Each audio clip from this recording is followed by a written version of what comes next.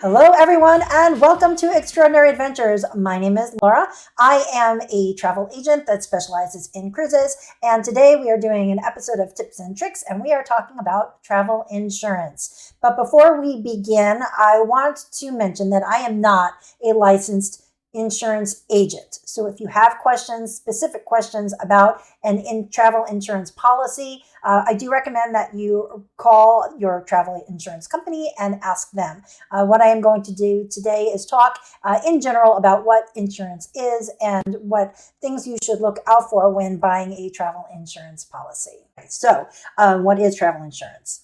Travel insurance is basically insurance that protects you while you are on your trip. It has many different coverages. It can cover flights if your flight gets delayed, if they lose your luggage. It can cover if you need to cancel because you've lost your job and you can't make payments on the trip anymore. It can cover if you get sick or injured while you're on the cruise and you need to be medevaced, or if you need to go see the medical facility down on the very bottom decks of the ship. There are different things that travel insurance can cover. And the most important thing I can tell you to do is to read the policies before actually purchasing them, because there are different types of insurance, travel insurance, and they cover different things. Some insurance policies will just give you a cruise credit, meaning that if you buy insurance, they'll give you a voucher for all of the money that you spent on the cruise, and that you can use that at a later date to buy that exact same cruise line.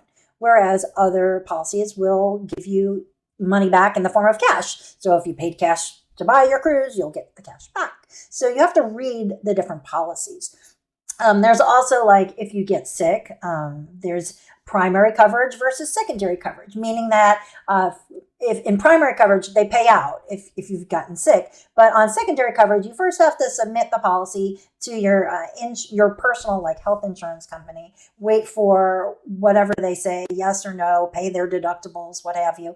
And then if they don't pay for all of it, then you submit it to the secondary insurance, which is your travel insurance. So you have to read whether the insurance is primary insurance or secondary insurance. And then also another thing to look at is, do you want to add cancel for any reason coverage to your policy? Because not all policies have a cancel for any reason clause. And what I mean by that is, there are covered reasons why you can make a claim on travel insurance, and there are non-covered reasons. And if it's a not non-covered reason, they're not going to pay out. So a covered reason might be like, your mom got sick and you have to take care of your mom, or your child got sick and you had to take care of your child. But for all intents and purposes, they don't consider, like, a dog as part of your family. And they should, because dogs are really important. But they don't. And so, like, if your dog got sick and you didn't have a cancel for any reason policy and you wanted to stay home to be with your dog, you would lose out on all of the money that you spent on your trip because it's not a covered reason.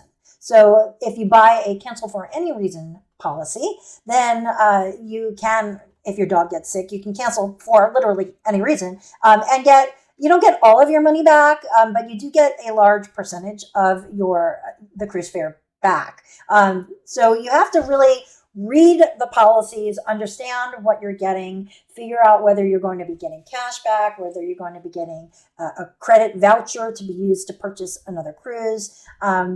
You have to also, like, if you purchase insurance directly through the cruise line, but then you buy your flights separately, your flights aren't going to be covered because if you bought the insurance directly from the cruise line, because you didn't buy the flights through the cruise line, you bought them secondarily. So you have to be careful about that. We often do recommend third-party insurance if you're going to do something like that, because then you can bundle the insurance for the flights and the cruise together, and it becomes a complete package because you're traveling for those dates.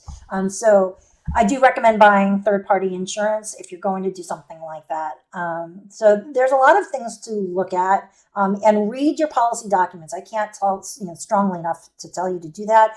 Just understand what you're getting, because also there are stipulations, like if you need to cancel your cruise for a specific reason, sometimes you have to let the insurance company know within like greater than 48 hours in advance. If you cancel within 36 hours, they may not pay.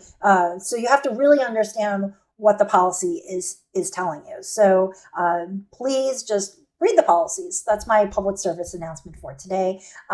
With that, I hope you found this video helpful. If you would like to book a cruise, please feel free to reach out to us. We do not charge a fee to plan, book, and manage your cruise, so we would love to help you. If you did like this video and you'd like to see more of them, please like and subscribe with the notification bell on. That lets us know that we're doing something right and we should continue doing what we're doing. So with that, I thank you all so much for watching. Have a great day. Bye for now.